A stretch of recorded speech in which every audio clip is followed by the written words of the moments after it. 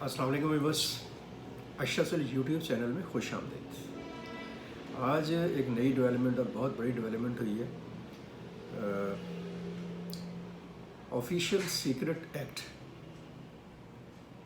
की खिलाफ वर्जी करने पर तहरीक इंसाफ के बानी, साबिक चेयरमैन और साबिक वज़ीर आज़म इमरान खान और साबिक वज़ीर ख़ारजा शाह महमूद कुरैशी को ख़ुसूसी अदालत ने 10-10 साल कैद बामुशक्क़त की सज़ा सुनाई है। कैद बामुशक्क़त का मतलब ये है कि वो आम कैदियों की तरह से जेल में ना सिर्फ बंद रहेंगे बल्कि जेल की जो मशक्क़त है उसका भी सामना करेंगे। और ये सज़ा, जैसे मैंने अभी आपको बताया, कि ऑफिशियल सीक्रेट एक्ट की खिलाफ वर्जी पर दी गई है। ख़ुसूसी अदालत के जज अबुल हसनात जुल्करनैन ने अडयाला जेल में इस केस की समाअत की और मुख्तसर सी समाअत के बाद इमरान खान का बयान उन्होंने सुना। शाह महमूद कुरैशी अभी अपना बयान देने वाले थे कि जज साहब ने दोनों को मुखातब करते हुए कहा कि मेरी तरफ देखें, मैं आपको 10-10 साल कैद बामुशक्क़त की सज़ा सुना रहा हूँ। ये मुख्तसर फ़ैसला था, इसका तफसीली फ़ैसला भी आ जाएगा। लेकिन मसला ये है कि ये जो फ़ैसला है ये एक बहुत बड़ा लम्हा फ़िक्रिया है। फ़ैसला तो एक्सपेक्टेड था कि साइफ़र जो है उसके ऊपर जो भी तहरीक इंसाफ और ख़ास तौर पर बानी तहरीक इंसाफ इमरान खान का जो एक स्टैंस रहा, जो उन्होंने लाइन ली और जिस तरह से वो एग्रेशन के साथ सामने आए और साइफ़र को उन्होंने लहराया, और फिर बाद में उसके ऊपर उनके जो बयानात भी आए, और कोर्ट में लास्ट टाइम भी उन्होंने जो बयान दिया, उन्होंने कहा कि मेरे ऑफिस में से 3.5 साल के दौरान, यानी एज ए प्राइम मिनिस्टर, सिर्फ एक ही डॉक्यूमेंट जो उनसे है वो मिसप्लेस हुआ। ये डॉक्यूमेंट मिसप्लेस हो गया प्राइम मिनिस्टर के ऑफिस से, और वो साइफ़र का डॉक्यूमेंट था और ये बड़ा सेंसिटिव डॉक्यूमेंट था। साइफ़र कोई आम डॉक्यूमेंट नहीं होता है। या किसी भी मुल्क में जो पाकिस्तान के सफ़ीर हैं उनका कोड वर्ड में भेजा गया मुरासला है, जिसको डी कोड करना भी एक बड़ी स्पेशलाइजेशन का काम है। इसके लिए भी स्पेशलिस्ट होते हैं जो इन कोड्स को डी कोड करते हैं। तो उस मुरासले के तहत खान साहब ने जो भी कहा पूरी कौम ने सुना, और पूरी कौम उसके ऊपर अपनी एक राय भी रखती है। और फिर उसके बाद इस पर जो हियरिंग हुई और जो इसमें मामलात हुए, और खान साहब ने इसके बारे में ये बात कही कि अभी भी लास्ट टाइम भी जो उन्होंने कहा कि मेरे ये जो केस है और साइफ़र की गुमशुदगी में जो प्रिंसिपल सेक्रेटरी हैं, जो आज आज़म खान, जो बहुत ही करीब थे खान साहब के, और जो मिलिट्री सेक्रेटरी हैं उनके, खान साहब के, वो भी इसके ज़िम्मेदार हैं। इसी तरह से खान साहब ने जनरल बाजवा का जिक्र किया है और डोनाल्ड लो का जिक्र किया है, अमेरिकन एम्बेसडर का, और कहा है कि इन सब लोगों ने मिलकर मेरी हुकूमत के ख़िलाफ़ एक साजिश की, और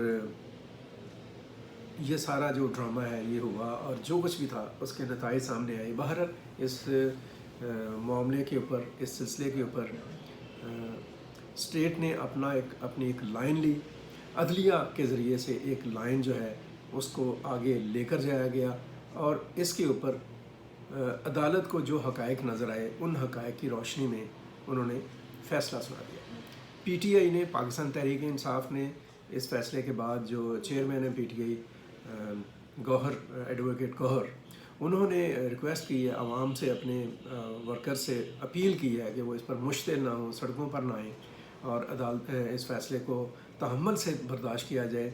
हम इसके ख़िलाफ़ इस्लामाबाद हाई कोर्ट में जाएंगे। बिल्कुल उनका हक़ है जाने का, वो जाएं, जो भी उनके पास है वो उसको लेकर जाएं कोर्ट में। और बेस्ट वे यही है कि एक तदब्बर और तहम्मुल के ज़रिए से जो हक़ाइक़ हैं उनको अनफोल्ड किया जाए। अब ये जो साइफ़र का मामला हुआ और साइफ़र पर जो सज़ा हो गई इमरान खान को और शाह महमूद कुरैशी को, ये तो अब एक मरहला हो गया है। लेकिन मैंने जो अभी बात की, और मैं ये समझता हूँ बहुत ही, आप कह लें कि ज़िम्मेदारी से मैं ये समझता हूँ कि ये जो साइफ़र है और इसके जो सीक्वेंसेस हैं और इसके जो कॉन्सिक्वेंसेस हैं जो सामने आए हैं, ये पूरी कौम के लिए और कौम के जो ज़िम्मेदारान हैं, बेशक वो सो कॉल्ड हैं या वो واقعتاً ذمہ داران ہیں ان کے لیے ایک بہت بڑا کویسچن مارک ہے. ہماری جو سیاسی قیادت ہے اس کے لیے بہت بڑا لمحہ فکریہ ہے. کہنے کی حد تک تو وہ کہتے ہیں کہ آخر ہر تھوڑے عرصے کے بعد کسی نہ کسی سیاستدان کو ہی کیوں پکڑ لیا جاتا ہے. کبھی بھٹو کو، کبھی بے نظیر کو، کبھی نواز شریف کو، اور اب عمران خان کو، اور آخر یہ سیاستدان ہی کیوں ایسے شکنجے میں آ جاتے ہیں. تو سیاستدانوں کو اس کے اوپر اس زاویے سے بھی سوچنا ہوگا کہ وہ آخر کون سی غلطیاں کرتے ہیں، اور وہ کون سے ایسے بلنڈر کرتے ہیں، اور کون سے ایسے آپ کہہ لیں کہ وہ رویے کا مظاہرہ کرتے ہیں جو ان کے گلے پڑ جاتا ہے. اسی طریقے سے جو پاکستان کی جو انڈر کرنٹ پاورز ہیں، پاکستان کی جو سول اینڈ ملٹری بیوروکریسی ہے، پاکستان کی جو اعلیٰ عدلیہ ہے، اور پاکستان کے جو فیصلہ کن حلقے ہیں، ان کو بھی سوچنے کی ضرورت ہے کہ اس طرح سے اس نظام کو وہ کب تک چلائیں گے. یہ جو ایک ڈنگ ٹپاؤ اور یہ جو ایک وقتی طور پر، اور یا جسے کہا جا سکتا ہے کہ ایک کوتاہ اندیشی کی بنیاد پر لمبی پالیسی بنانا اور اس میں پھر چیزوں کو ڈسٹرب کرنا بلکہ ڈسٹرائے کرنا، یہ سارا کچھ کب تک چلتا رہے. بہت ضروری ہے، سب لوگوں کو اپنے ذہن میں رکھنے کی ضرورت ہے کہ یہ ملک ہے تو ہم ہیں. یہ ملک آزاد ہے، خود مختار ہے، مستحکم ہے، معاشی طور پر مضبوط ہے، تو ہماری بھی بقا ہے. اللہ نہ کرے خاکم بدہن، اللہ نہ کرے کہ خدا نہ خواستہ اس ملک کو نقصان کوئی پہنچتا ہے تو جو لوگ اس ملک سے فائدہ اٹھا رہے ہیں سب سے بڑا نقصان ان کو ہوگا. لوگ تو بیچارے پہلے ہی مار کھا رہے ہیں، وہ تو پہلے سے ہی مصائب کا اور مصیبتوں کا شکار ہیں. اس لیے جو سیاسی جماعتیں ہیں، خدا کے لیے آپ کسٹوڈین ہیں پاکستان کے پولیٹیکل سسٹم کے، آپ کو تھوڑا سا رک جانا چاہیے، تھوڑا سا ٹھہراؤ لانا چاہیے، اپنے اوور آل رویے پر نظر ثانی کرنی چاہیے. سیاست کا تعلق تدبر سے اور فراست سے ہوتا ہے. سیاست کا تعلق جو ہے وہ ٹکراؤ سے نہیں ہوتا. سیاست جو ہے وہ ایک ایولیشن کا جو پروسیس ہے اس میں جائے تو زیادہ اچھی لگتی ہے، نہ کہ وہ ایک بدتمیزی اور بد تہذیبی کو فروغ دینے کی کوشش کرے. اور اسی طرح سے میری بہت ہی ہمبل ریکویسٹ ہے پاکستان کے جو فیصلہ کن ادارے ہیں ان سے بھی، جتنے بھی ہیں، کہ وہ بھی اپنے رویے کو تھوڑا سا بدلیں. اس طرح سے یہ سارا کچھ زیادہ دیر تک چلنے والا نہیں ہے.